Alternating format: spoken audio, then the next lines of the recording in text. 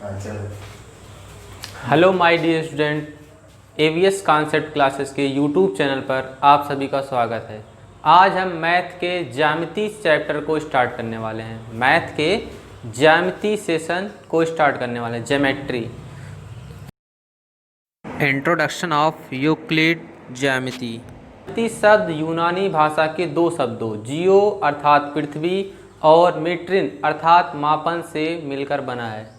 ज्यामिति शब्द जियो और मीट्री से मिलकर बना है, जिसका अर्थ होता है पृथ्वी के मापन से। ज्यामिति का प्रयोग पहले पृथ्वी के मापन में किया जाता था। ज्यामिति का प्रयोग पहले पृथ्वी के मापन में किया जाता था। उसके बाद यूक्लिड नामक एक गणितज्ञ आए। उन्होंने ज्यामिति के सभी कथनों को एक बुक में संयोजित किया, जिसकी बुक का नाम था एलिमेंट। यूक्लिड के बुक का नाम था एलिमेंट। यूक्लिड को हम फादर ऑफ ज्योमेट्री के नाम से भी जानते हैं। यूक्लिड, जिसे हम ज्यामिति के पिता कहते हैं, यूक्लिड को हम फादर ऑफ ज्योमेट्री कहते हैं। यूक्लिड की कुछ परिभाषाओं को जानते हैं। यूक्लिड की परिभाषाएं। बिंदु, बिंदु का कोई भाग नहीं होता है। रेखा, वह लंबाई है जिसकी कोई चौड़ाई नहीं होती है। एक रेखा के सिरे बिंदु होते हैं। नेक्स्ट है, एक सीधी रेखा वह रेखा है जो स्वयं पर बिंदुओं के साथ सपाट रूप से स्थित होती है। पृष्ठ की केवल लंबाई और चौड़ाई होती है। पृष्ठ की केवल लंबाई और चौड़ाई होती है। पृष्ठ के किनारे रेखाएं होती हैं। नेक्स्ट है, समतल पृष्ठ वह भाग होता है जो स्वयं पर सीधी रेखाओं के साथ सपाट रूप से स्थित होता है। आइए हम जानते हैं अभिधारणा, अपगृहीत तथा प्रमेय क्या है। अभिधारणा, अपगृहीत तथा प्रमेय में क्या अंतर है। तो अभिधारणा देखते हैं। यूक्लिड की वे कल्पनाएं जो विशिष्ट रूप से ज्यामिति से संबंधित थी उसे अभिधारणा कहते हैं। अपगृहीत, यूक्लिड की वे कल्पनाएं जो गणित में लगातार प्रयोग होती रही और वे विशेष रूप से ज्यामिति से संबंधित नहीं थी, इन्हें सामान्य अवधारणा भी कहते हैं। तो प्रमेय देखते हैं क्या है। जिन कथनों का प्रयोग करके विभिन्न परिमाणों को सिद्ध किया जाता है, प्रमेय कहलाते हैं। तो अभिधारणा, अपगृहीत और प्रमेय की ये परिभाषाएं हैं। आइए हम अब देखते हैं यूक्लिड के अपगृहीत को। यूक्लिड के कुछ अपगृहीत, इसमें कुल 7 अपगृहीत हैं। यूक्लिड ने कुल 7 अपगृहीत हैं। तो यूक्लिड के कुछ अपगृहीत निम्नलिखित हैं। पहला अपगृहीत है, वे वस्तुएं जो किसी एक वस्तु के बराबर हो परस्पर बराबर होती हैं। दूसरा अपगृहीत है, अगर बराबर को बराबर में जोड़ा जाए तो पूर्ण भी बराबर होता है। नेक्स्ट, तीसरा अपगृहीत है, अगर बराबर को बराबर में से घटाया जाए तो शेषफल भी बराबर होता है। चौथा अपगृहीत है, संपाती वस्तुएं परस्पर बराबर होती हैं। पांचवा अपगृहीत, पूर्ण अपने भाग से बड़ा होता है। पूर्ण अपने भाग से बड़ा होता है। छठा अपगृहीत है, एक ही वस्तुओं के दो गुने आपस में बराबर होते हैं। सातवां अपगृहीत हमारा है, एक ही वस्तुओं के आधे आपस में बराबर होते हैं। पहला अपगृहीत क्या था इसमें? पहले अपगृहीत को हम डिस्कस करते हैं यहाँ पे।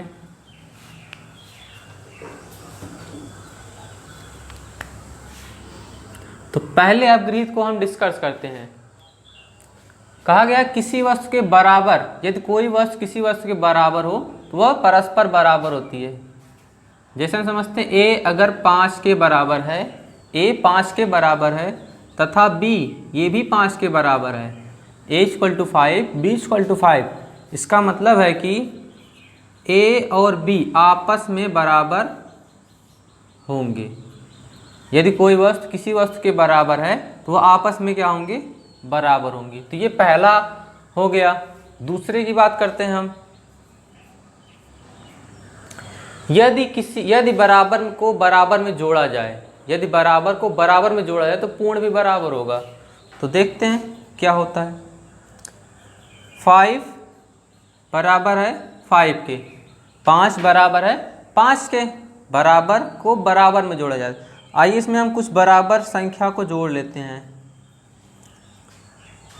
कौन सी संख्या जोड़ते हैं यहाँ पे? कोई भी एक संख्या जो बराबर बराबर जोड़ना है, अर्थात यहाँ पे हम 3 को जोड़ लें, इधर भी हम 3 को जोड़ दें, तो हमें मिला क्या? 8, इधर भी हमें मिला क्या? 8। तो बराबर संख्याएं थी, बराबर को, अब बराबर को जोड़ना है, अर्थात 3 क्या है? ये बराबर संख्या है, बराबर में जोड़ा, क्या प्राप्त हुआ? हमें बराबर संख्याएं प्राप्त हुई। किसी वस्तु में बराबर को जोड़ते हैं तो बराबर संख्याएं प्राप्त होती हैं। ये हमारा हो गया दूसरा। तीसरे में क्या कहा गया है? यदि बराबर में से बराबर को घटाया जाए तो शेष फल भी क्या होगा? बराबर होगा। तो इसी एग्जाम्पल से ही समझ लेते हैं हम। 7 बराबर है 7 की, ये बराबर हो गया। इसमें से बराबर घटाना है या बराबर को शेष करना है, -5 कर लेते हैं दोनों तरफ से। बराबर, ये बराबर है, बराबर को बराबर में से घटा रहे हैं, तो 5 क्या है? 5 भी बराबर है। तो 7 में से अगर हम 5 को घटाते हैं तो इस साइड भी हमारा 2 मिलेगा, इस साइड हमें 2 मिलेगा। अर्थात यदि कोई वस्तु बराबर हो, उसमें से हम बराबर को घटा रहे हों, तो बराबर ही प्राप्त होगा। ये था हमारा तीसरा। अब आगे आते हैं, चौथे पे बात करते हैं। चौथा कहा गया है संपाती वस्तुएं परस्पर बराबर होती हैं। संपाती वस्तुएं परस्पर बराबर होती हैं। तो एग्जाम्पल में ये 2 पेन हैं, ये दोनों आपस में संपाती हैं, तो ये आपस में क्या होंगे? बराबर होंगे। जैसा कि आप लोगों ने लाइन रेखाओं में भी पढ़ रखा होगा, अगर ए बी एक रेखा है और एक सी डी रेखा भी इसी पर हो, तो ये दोनों आपस में परस्पर क्या है? संपाती हैं। इसका मतलब है कि ए बी रेखा तथा सी डी रेखा, ये दोनों क्या होंगी? आपस में बराबर होंगी। संपाती वस्तुएं परस्पर बराबर होती हैं। आइए देखते हैं आगे इसमें। आइए 5वें अपग्रीड को देखते हैं। 5वें अपग्रीड को देखते हैं। 5वें अपग्रीड में कहा गया पूर्ण अपने भाग से बड़ा होता है। पूर्ण अपने भाग से बड़ा होता है। आइए इसको एग्जाम्पल समझते हैं। ये हमारे पास एक क्या है? पिज्जा हो गया। ये अगर पिज्जा है, ये कंप्लीट है, एक पूरा पिज्जा है। अगर इसमें से हम एक टुकड़े को अलग कर दें, इसमें से हम इस टुकड़े को बाहर निकाल लें, टुकड़े को काट करके बाहर निकाल लिया जाता है, तो इसका मतलब है ये क्या है? ये है हमारा पिज्जे का एक टुकड़ा। तो पिज्जे का टुकड़ा पिज्जे से, पूरे पिज्जे से क्या है? छोटा है। अर्थात पिज्जे के टुकड़े से पूरा पिज्जा क्या था? बड़ा था। यही कहा गया पूर्ण अपने भाग से बड़ा होता है।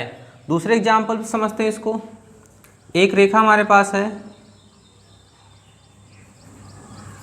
ए सी बी, तो इस सी बी को अगर हम बाहर निकालें, इसको अलग कर लें, तो सी बी, यहाँ भी हम देख रहे हैं पूर्ण का एक भाग है सी बी, ए बी रेखा का एक छोटा सा भाग है सी बी, अर्थात सी बी ए बी से क्या है? छोटा है। इसका उल्टा भी कर सकते हैं, सी बी से बड़ा होगा ए बी, क्योंकि ए बी सी बी क्या है? ए बी का एक भाग है, तो पूर्ण अपने भाग से बड़ा होता है। ये था हमारा 5वां।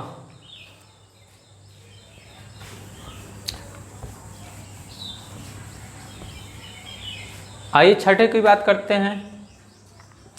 छठा हमारा है एक ही वस्तु के 2 गुने आपस में बराबर होते हैं। एक ही वस्तु के 2 गुने आपस में बराबर होते हैं। एक ही वस्तु, चलिए ले लेते हैं ए, ये एक ही वस्तु है, ये भी ए है। ए का अगर हम 2 गुना करें तो हमें मिलेगा 2a।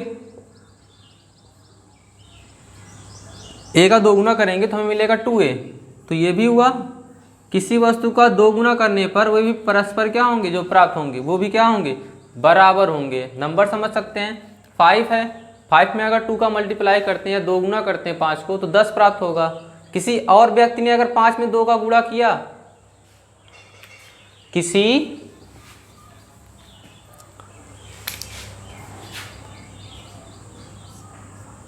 कोई एक व्यक्ति है ये और एक ये है। अगर इसने 5 में 2 का गुणा किया तो इसे कितना मिला? 10। और इस व्यक्ति ने यदि 5 में 2 का गुणा किया तो इसे भी प्राप्त हुआ 10। किसी संख्या, यहाँ पे संख्या क्या थी या वस्तु क्या था? 5, उसका 2 गुना किया जा रहा है। तो किसी वस्तु के 2 गुने को क्या होते हैं? आपस में बराबर होते हैं। तो इसका भी 10 आएगा, इसका भी 10 आएगा। किसी वस्तु का 2 गुना आपस में बराबर होता है। अगला है इसी का अपोजिट, 7वां है इसका अपोजिट। 7वें में क्या कहा जा रहा है? एक ही वस्तुओं के आधे परस्पर बराबर होते हैं या आपस में बराबर होते हैं। एक ही वस्तु के आधे आपस में बराबर होते हैं। तो इसी का अपोजिट आप समझ सकते हैं। जैसे हमारे पास कोई नंबर हो जाए, 14 है, इसका अगर आधा किया जाए, आधा अर्थात 2 का भाग कर दिया जाए, तो जो भी संख्या या जो भी वस्तु प्राप्त होगी वो क्या होगी? आपस में बराबर होगी। तो ये था 7वां, एक ही वस्तु के आधे आपस में बराबर होते हैं। ये सभी 7 पॉइंट हमने सीखा, यूक्लिड के अपग्रहित एक्सियम्स को सीखा। आगे हम बात करेंगे यूक्लिड की अभिधारणा के बारे में। यूक्लिड की कुछ अभिधारणाएं। यूक्लिड की पहली अवधारणा है, 2 बिंदुओं को मिलाने पर एक सीधी रेखा खींची जा सकती है। दूसरी अवधारणा है, 2 भिन्न बिंदुओं से होकर एक अद्वितीय रेखा खींची जा सकती है। तीसरी अवधारणा है, एक शांत रेखा को अनिश्चित रूप से बढ़ाया जा सकता है। चौथी अवधारणा, किसी बिंदु को केंद्र मानकर किसी त्रिज्या से एक वृत्त खींचा जा सकता है।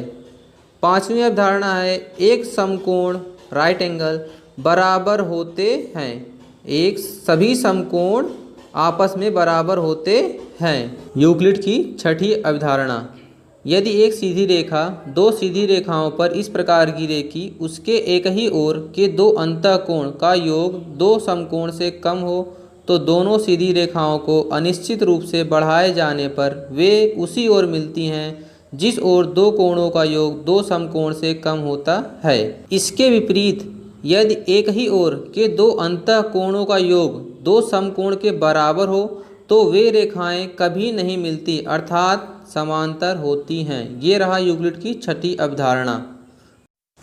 यूक्लिड की छठी अवधारणा के 2 समतुल्य निम्नलिखित हैं। प्रत्येक रेखा यल और उस बिंदु P के लिए जो यल पर स्थित ना हो एक अद्वितीय रेखा यम होती है जो P से होकर जाती है और यल के समांतर होती है। दूसरी है, 2 भिन्न प्रतिच्छेदी रेखाएं कभी भी एक रेखा के समांतर नहीं हो सकती। ये है छठी अवधारणा के कुछ समतुल्य रूपांतरण। तो यूक्लिड की कुछ अवधारणाएं थी, इसको हम आइए समझते हैं। तो यूक्लिड की पहली अवधारणा, पहला पोस्टुलेट्स। यूक्लिड की पहली अवधारणा, पहला पोस्टुलेट्स क्या है, आइए इसको समझते हैं। 2 बिंदुओं से एक और सीधी रेखा खींची जा सकती है। 2 बिंदु हमारे पास हैं A और B, इनसे एक सीधी रेखा खींची जा सकती है। 2 बिंदुओं से एक सीधी रेखा खींची जा सकती है, ये है पहला पोस्टुलेट्स। दूसरे पोस्टुलेट्स में क्या कहा गया है? दूसरे पोस्टुलेट्स में कहा गया है 2 भिन्न बिंदुओं से होकर एक अद्वितीय रेखा खींची जा सकती है। 2 भिन्न बिंदु हमारे पास हों, एक है ये P, एक पॉइंट यहाँ पर है Q, ये 2 भिन्न बिंदु हैं, इनसे एक अद्वितीय रेखा खींचे। अद्वितीय अर्थात इसके अलावा कोई और दूसरी रेखा P और Q से हम नहीं खींच सकते हैं। आइए देखते हैं तीसरी अवधारणा, तीसरा पोस्टुलेट्स। एक शांत रेखा को अनिश्चित रूप से आगे बढ़ाया जा सकता है। एक शांत रेखा हमारे पास है, ये एक शांत लाइन है, टर्मिनेटेड लाइन, शांत रेखा है।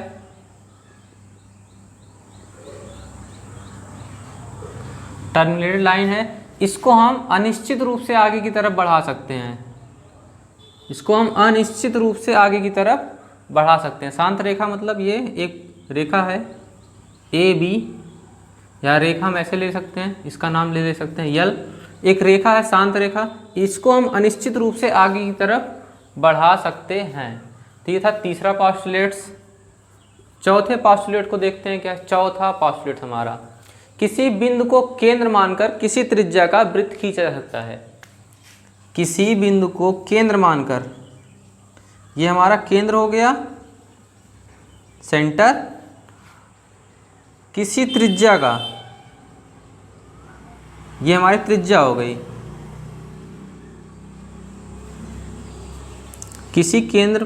किसी बिंदु को केंद्र मानकर किसी त्रिज्या का एक वृत्त खींचा जा सकता है। किसी बिंदु को केंद्र मानकर किसी त्रिज्या का एक वृत्त खींचा जा सकता है। ये था हमारा चौथा अवधारणा, चौथा पोस्टुलेट यही था। किसी और को भी मान सकते हैं। ये हमारा केंद्र हो गया, ये त्रिज्या हम ले लिए r, तो ये वृत्त खींचा जा सकता है, बस यही कहा गया है। पांचवी अवधारणा, पांचवें पोस्टुलेट में कहा गया है सभी समकोण आपस में बराबर होते हैं। सभी समकोण आपस में बराबर होते हैं। आप सभी को पता होगा समकोण क्या होता है, 90 अंश को कहते हैं हम लोग। तो सभी समकोण की वैल्यू फिक्स होगी, क्योंकि सभी समकोण अर्थात 90 अंश, तो सभी समकोण आपस में बराबर होंगे क्योंकि इनका मान निश्चित है। कितना है, 90 अंश। आइए लास्ट और सबसे इम्पोर्टेंट पोस्टुलेट को पढ़ते हैं। लास्ट पोस्टुलेट है हमारा छठा पोस्टुलेट, जो कि सबसे महत्वपूर्ण है। छठा पोस्टुलेट हमारा सबसे महत्वपूर्ण है, उसको देखते हैं। छठे पोस्टुलेट में क्या है कि दो रेखाओं पर यदि कोई तीसरी रेखा आकर गिरे, दो रेखाओं पर यदि कोई तीसरी रेखा आकर गिरे, तो रेखा के एक ही तरफ अंतःक्षेत्र में बने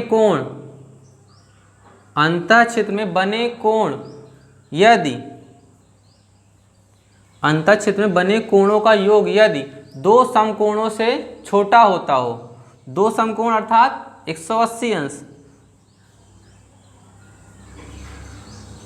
दो समकोण कहने का मतलब है 180 अंश से छोटा होगा, तो कोण की तरफ वाली रेखा को आगे बढ़ाने पर ये एक दूसरे को एक बिंदु पर प्रतिच्छेदित करेंगी। कहा जा रहा है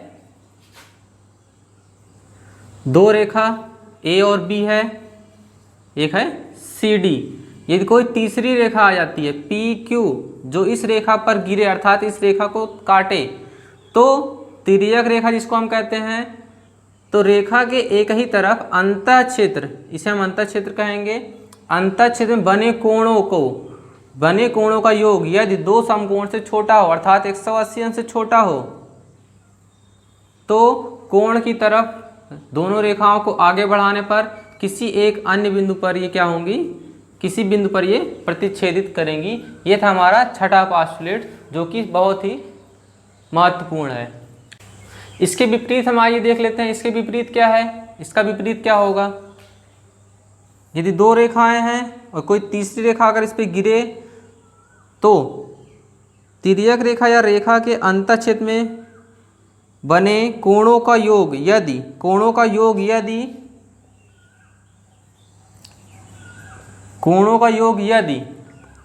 क्या हो जाए, बराबर हो जाए किसके, दो समकोण के अर्थात 180 अंश के, तब ये दोनों रेखाएं कैसी कहलाएंगी, तब ये रेखा हमारी हो जाएगी समांतर रेखा कहलाएगी। इसका मतलब यल समांतर हो जाएगा यम के। तो दो रेखा को यदि कोई तीसरी रेखा काट रही है, तो रेखा के अंतःक्षेत्र में एक ही तरफ बने कोणों का योगफल 180 अंश के बराबर हो जाता है, यदि दो समकोण के बराबर हो जाता है यदि, तो वे रेखाएं क्या होंगी, आपस में समांतर हो जाएंगी। अर्थात ये दोनों रेखाएं कैसी थी, प्रतिच्छेदित रेखाएं थी। ये रेखा क्या है, पैरेलल रेखा है, यहाँ पे समांतर रेखा है। आज हम लोगों ने यूक्लिड के कॉन्सेप्ट को सीखा, यूक्लिड के कॉन्सेप्ट को आज हम लोगों ने सीखा है। इसमें आप लोगों को यदि कहीं भी कोई भी लाइन, कोई भी स्टेटमेंट नहीं समझ में आया हो, तो आप ज़रूर कमेंट करें।